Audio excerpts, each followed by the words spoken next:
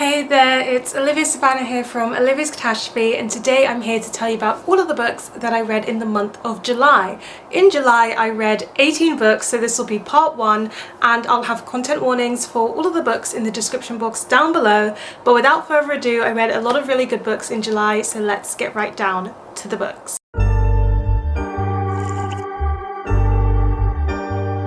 So one of the very first books that I read was The List by Yomi Adegoke, and I read this in a single weekend. I absolutely blitzed through it. So in this one we're following Michael and Ola. They are a very black love insta-famous couple, and there's a few days until they get married. Everything's dreamy, everything looks great, until one day Ola wakes up in the morning and there's a text on her phone from her friends that says, "Have you seen the list?" And that's all I'm going to tell you about it, because that's all I knew when I went in, and that is what intrigued me. I wanted to know what the list was, I wanted to know why it mattered who was on it, and how it was going to gate crash into their wedding. And it was such a fun book. I say fun, but I shouldn't say fun, because it's actually dealing with something that's quite controversial and something that's quite intense, and I think it handles that very sensitively. And I will say that this has to do with sexual assault and being accused of sexual assault, what it means, if you've done it or not, and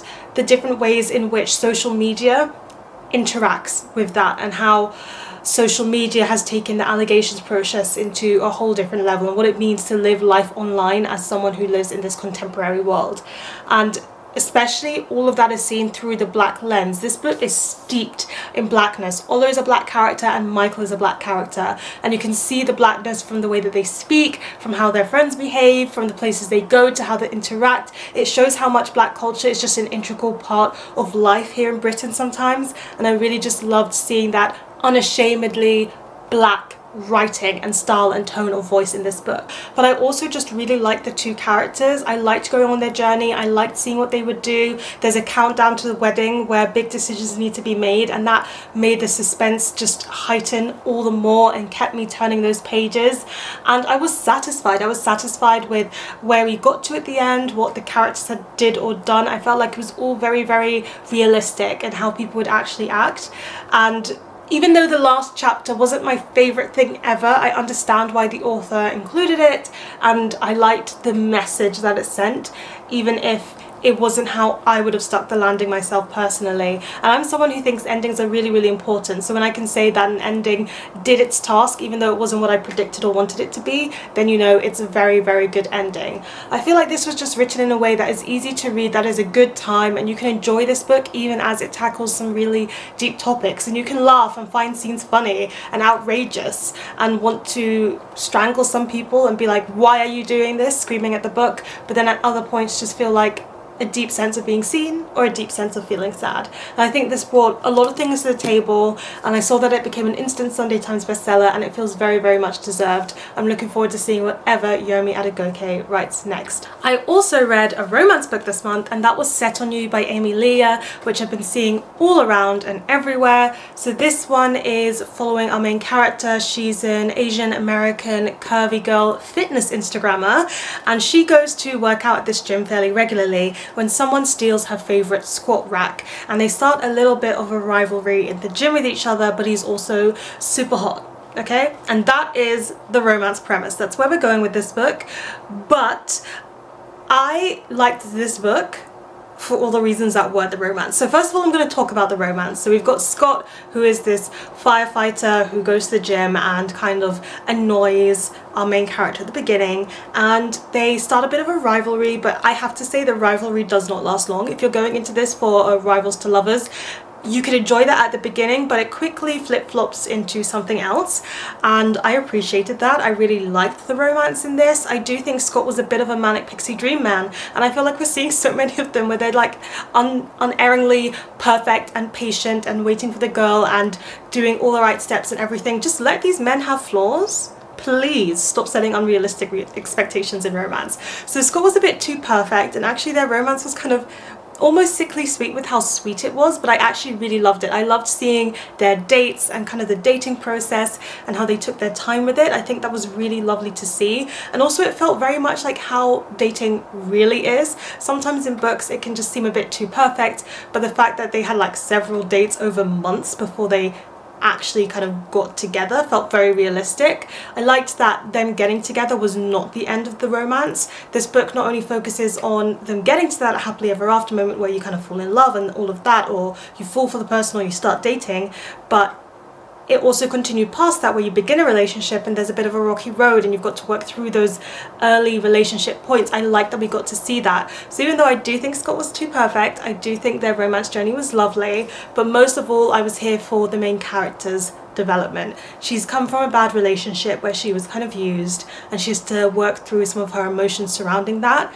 And also she's a full-time Instagrammer, and her Instagram is a lot to do with body positivity and fitness, but she's also a curvy girl, so she gets a lot of cyberbullying for that amongst being an influencer. It's also her job, her sole focus of her income, and some people in her life respect that and some people in her life don't respect that as much. And she has to come to terms a lot with how she feels around the body positivity movement and how she's been talking about that on her page, but also how to gain respect for herself from other people with her job, and also how she feels about the cyberbullying. And I think it had a lot of really important things to say around that, and I like that it wasn't pushed aside for it to solely be a romance book. It really does unpack that in a very in-depth emotional development way, and I loved it. That was my favorite thing about that, seeing how it talked about social media in the online world, which again I just recently read in the list in this month. So those two books together, while very, very different stories,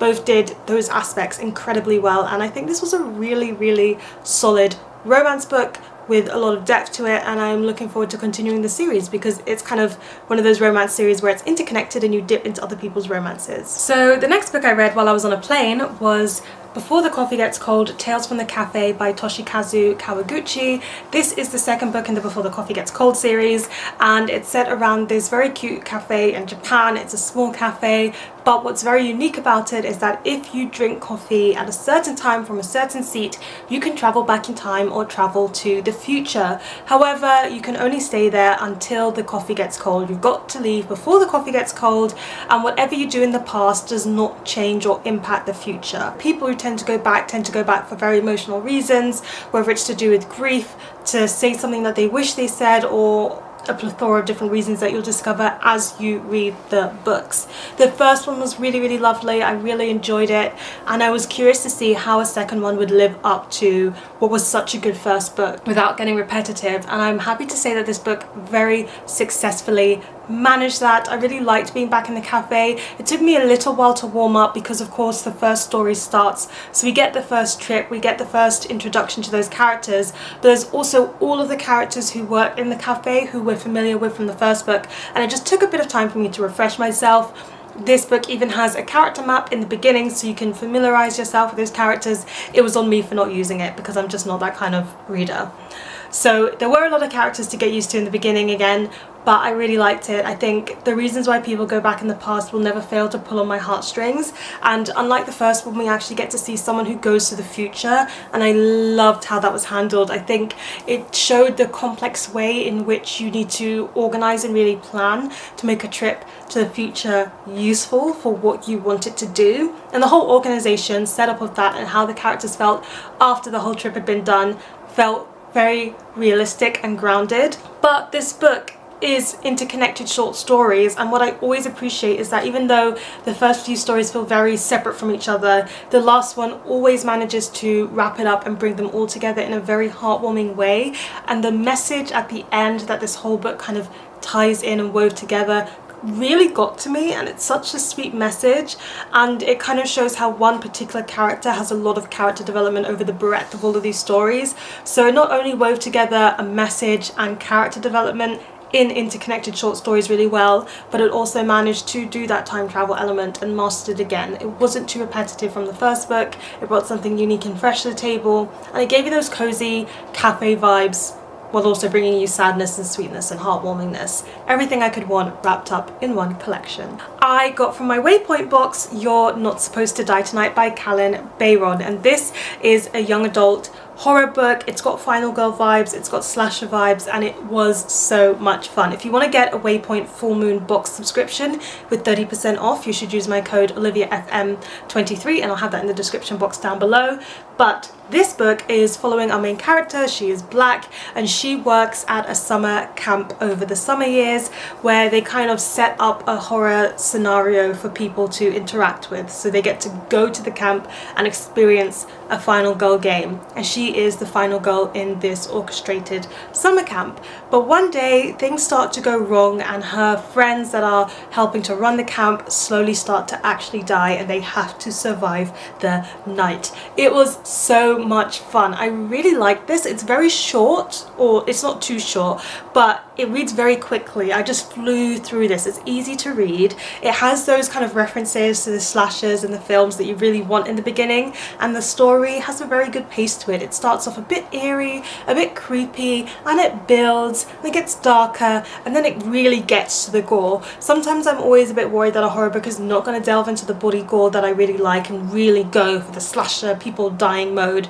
but it does, and it went there and it did it well. I will say that our main character is also black and lesbian, so it was kind of nice to see like black queer characters and some of the secondary characters too involved in this horror book. They really have to try their best to survive, but the abandoned in the middle of the woods summer camp setting worked so well for this. It's really hard to talk about it because you don't want to give anything away. I will say that the ending didn't quite land it for me. I did want just something a bit different, just a tiny bit, but in some ways it was also the perfect ending because it managed to surprise me. There were multiple times when I was surprised, and I think if you've read this book and you want a bit of reference to what I really liked about it, I'll say that my favourite character was Kyle. You know, you always have one character that you really want to survive the night. Mine was Kyle. So yeah, it was a really good time, and if you're looking for a fun horror read for late at night or October, this is one I would really recommend. Switching cadence and tone completely, I finally read Educated by Tara Westover, and I gave this book 5 stars. It's a new favourite, but as I feel strange with memoirs, I'm gonna say it's like a newly appreciated book. Wow, what a life. Just what a life. I don't think I can summarize this very well in a review, but we're following Tara Westover, who lives with her dad and her mum and her siblings. They live kind of close to this mountain, and the dad is, they're heavily Mormon, but the dad also has some really strict beliefs and routines that he implements, and they're kind of off the grid. They don't even have a birth, they're not even registered as being born or anything like that. They're living life completely off the grid because the dad believes that a lot of the things that people do in the world are evil and should be banned, and yeah, they're just completely isolated over there. And her life is intense, isn't even the right word. She's abused, she is just mistreated, and she is heavily manipulated. And it goes through her life where she slowly wants to become educated. And I think what this book does so very well is it shows that traumatic situations are not something you escape from in a linear way. You don't say, I want to get out, or I want to get educated and I want to maybe do something different for my family, and then do it. Or you don't even always take small steps towards doing it. There's forwards, there's backwards, there's sideways, there's so many more complications and things that you have to take into account. And it was just so well written. You could read this like reading a story. The way that it's written is just so easy to read, so straightforward, so direct, but she never forgets or loses the emotional element to it. She's so candid about how she feels about everything within those moments. She shows how she felt then, but she's also got a bit of a reflective vibe to it, as in, I see now where I went wrong, but she did not know this, like younger me did not know this. And I just will always appreciate the way that this is written in a way that's easy to read, to understand, but also to emphasize with her along every single way of her journey. There are people who are good in this, there are people who you could say are bad in this, but she never loses sight of the human factor. I don't think she demonizes anyone in this book, and even though it's very easy to demonize some of her family relations, she does a good job of showing how they have emotions too, and how they might be just doing what they believe is the right thing. And it's so complicated when you get to talking about faith and trauma around faith while still keeping faith yourself to some degree, in some sense that might be different to how it was before. And I appreciate that I don't think this book demonizes the Mormonism religion while also talking about how she has been traumatized by some of her experiences within Mormonism. I'm struggling for words here, but she does that balance and that duality so very well. In no ways would I say don't read this if you're Mormon, because she shows how there's so many different ways to be Mormon and to practice that faith, and how maybe the way that the family that she was raised into just kind of took that in an entirely different way. So I think she does that balance really well, but also showing how, yeah, people make bad choices, but maybe they think that they're making the right ones, and that doesn't excuse the pain, but it explains the pain. And all through this you get that Tara is really looking for a semblance of education, a semblance of family, and a semblance of home, and those are things that probably all of us want. And seeing her go on that journey was just heartbreaking, but at the same time very, very uplifting. It was a balance and a mix between the two, and I don't think there's much I can say other than this is one of those books like I Am Malala that has reinstated for me how important education is, and how much we should value that we have access to information if we want it, if we want to find it, and how difficult it can be for people who are censored and don't have that information and education that they want to have. Just even having the option, if you don't take it, is so important. And that's what I call a life-changing book. Like, even I am educated and I know that I have access to information, but it has again changed my life because it's reinstated how important those things are and how much work I can still be doing to help people get that access. This was my Patreon book club pick. Join my Patreon, link down below. We have bi-monthly book clubs where we discuss different books of different genres, and this time we read Pachinko by Min Jin Lee, and this one is a family generational saga book about a Korean family who have to kind of immigrate to Japan to continue living their life. Certain things happen to them throughout the generations that make their lives difficult, but it's really largely about the Koreans who have to kind of move to Japan due to war and due to other circumstances, and what it's like when you have to emigrate and leave everything behind, leave your culture behind, and kind of adapt to a new way of living, and to just be a bit lost from your culture while also moving forwards and doing the best that you can for your family. I thought this was good, and I really appreciate that I read it, but it's not my favorite book ever. So I realized that I haven't read actually that many family generational sagas. I've read family sagas where you follow like the mum and the child, and then that's it, like 2 generations. I haven't read many where you follow like 4 or 5, so that was a lot for me. And when I was talking to Scott and Nell from Gunpowder Fiction of Plot, I think they kind of really summarized it for me.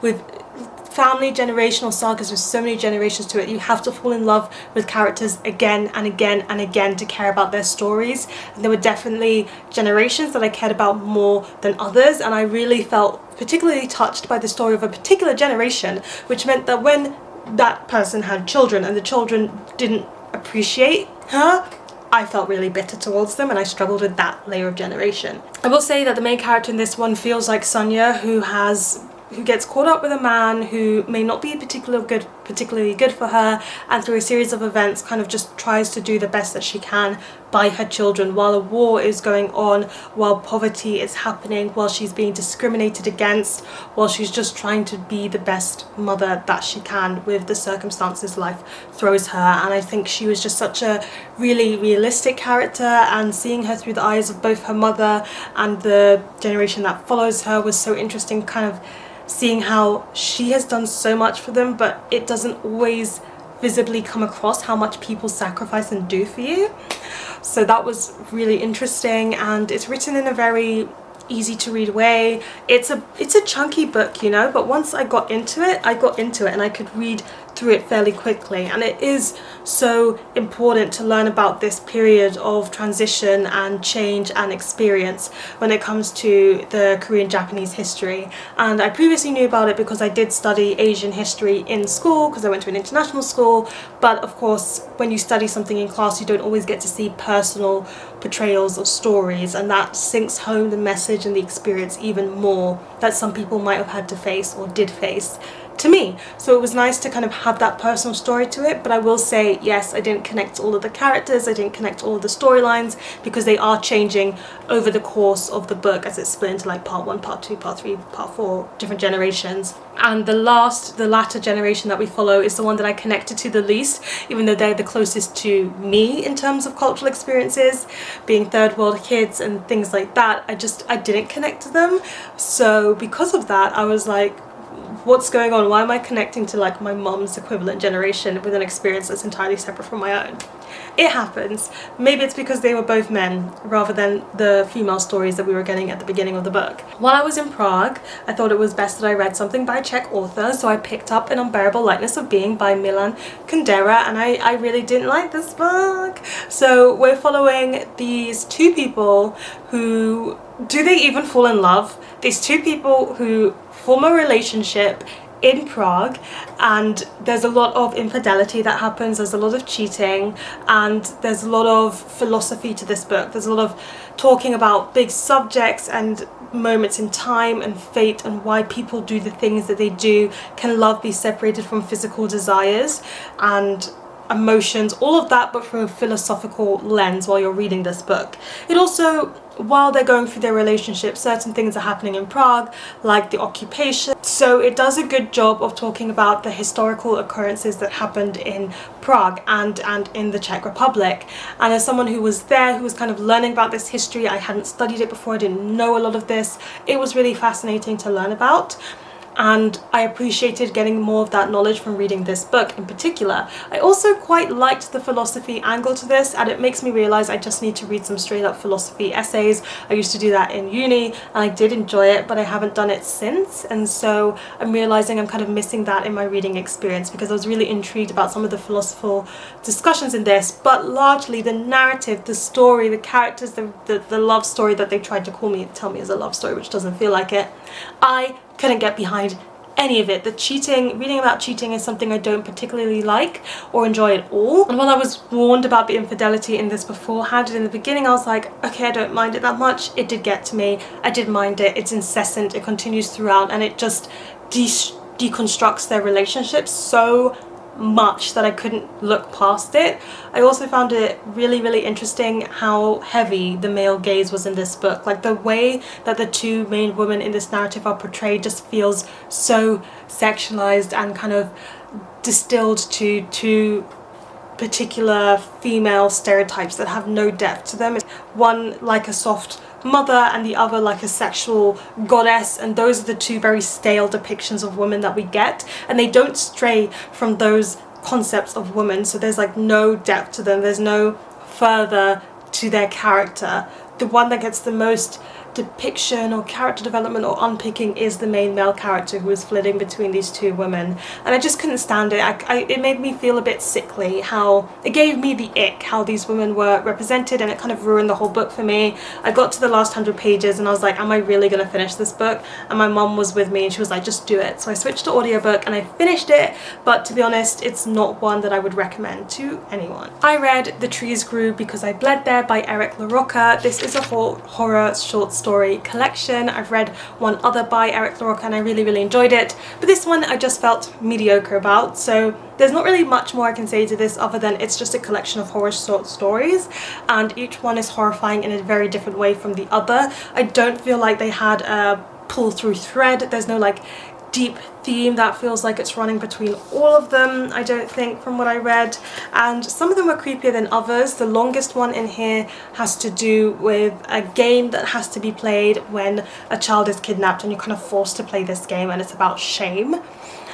That was the best short story in the collection to me, the longest one. The rest of them, I just read them and I felt very okay about them. I didn't feel particularly horrified, and I do understand that there's two ways to be horrified. One is through like body gore violence, and the other one is through kind of psychological horror. And what I appreciated about the previous collection was the level of psychological horror that it depicted and how that was done. And while my favourite story in this one, the long one, did the psychological horror very well, I think the others were attempting for it and did not achieve it to that respect. I just read them and felt fine about it. I'm not going to say that this is a bad collection, but I really did feel mediocre while reading most of these short stories. I Kissed Shara Wheeler by Casey McQuiston. This is a young adult, incredibly queer contemporary story, and I got so annoyed while reading this, and I'm even more annoyed that it managed to win me over in the end. So in this one, we're following our main character. She lives in this place where it's very religious, it's very strict, like queer people aren't accepted, and she is out lesbian in her school, one of the only out queer people, even though her friends are quite queer as well. They're all kind of closeted, and there's this perfect girl at the school called Shara Wheeler, and Shara Wheeler does everything perfect and is her enemy, or like her competition for valedictorian. So when Shara goes missing and leaves notes that are intended for her boyfriend and the boy that lives next door to Shara Wheeler, they decide to kind of group together and find where these notes will lead them, because hopefully they will discover Shara Wheeler. And all of them have an individual reason for wanting to do so, but it's kind of tied up into the fact that Shara Wheeler kissed all of them before she disappeared. So while I was reading this book, I was like, Shara Wheeler better have a good reason for disappearing and leaving these notes and making them do this chase, because the whole book kind of clinches on there being a justification for why this plot is happening. I don't think it did that justification well. Once I discovered what it was, I was like, really? That's it? But okay, whatever. I also got really annoyed with our main character. I do tend to find main characters in young adult contemporary a little bit annoying with their choices because they're teenagers, but this went beyond that. I think she was just kind of a little bit horrible, a little bit too judgy, and although she develops throughout the book, and I will not fault the book for that, it does develop her character, she does grow, I still found her really annoying, and I just can't put my finger on it, and I just was not a big fan. I was not a big fan of her and her romance with the love interest that is intended for her. I didn't buy it. I didn't buy the switch over into romance. I didn't buy why they fell for each other. I didn't buy why the chase was happening. So for the whole main storyline, I wasn't actually behind it. But I did still fall for this book for a different reason. And that reason is the two secondary characters. I shipped them so hard and I loved their development. There's a football jock and there's an delinquent who is anti-capitalistic. Those two characters, from the moment that they were introduced, I shipped them. I love the fact when you've got characters that kind of go against the grain. So there's a football jock, but he's actually really quiet and deep and thoughtful, and then there's the school delinquent who's really anti-capitalistic, but he's also super angsty. And you know how I feel about angsty boys from my teen years. It stays there. I will always support an angsty teen boy character. So seeing them two and seeing them kind of work through things that they both needed to work through, I just loved their development. It made me just feel so emotional because they both had a lot of things that they needed to work through, and they also were really repairing a friendship because they used to be friends or acquaintances, you could say. And so seeing them kind of find their way back to friendship, I was like, oh, that's so sweet, but also like I see you guys as more than just friends. So I had a very good time shipping those two characters and also just getting to see their development, which is large and I think extends even beyond the development of the like main character and love interest. I think those two boys and their individual developments was just lovely to see unfold. And then also at the end, the book just turns into this like little queer little pride, and I appreciated that. I really like when you get to see people finding themselves beyond the boundaries that have been set for them and breaking some of the things, the identities that people put on them, and finding their own identity for themselves. I always will love seeing that, and I think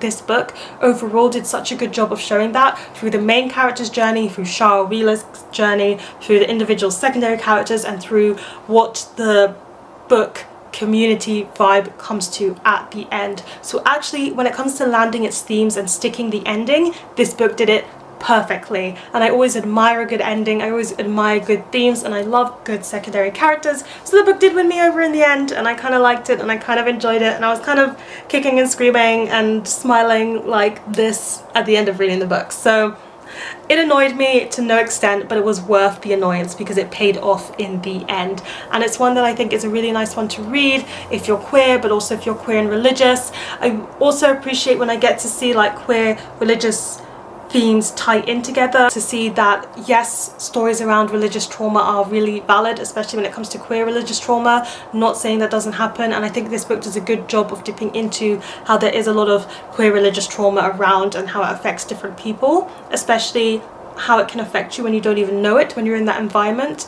But it also did a good job of showing how you can be queer and religious and still keep your faith to some degree. And so again, I think it handled that topic quite well, and I found it in no way offensive reading this as a Christian woman, but mostly just lovely and encouraging. And yeah, I'm going to continue this in part 2, so stay tuned for that. Let me know in the comment section down below what was the best book you've recently read. Give this video a thumbs up if you enjoyed it, hit that subscribe button if you want to see more, and don't forget to hit that notification bell to be updated every time I have a new video. And you know what they say, onwards and upwards.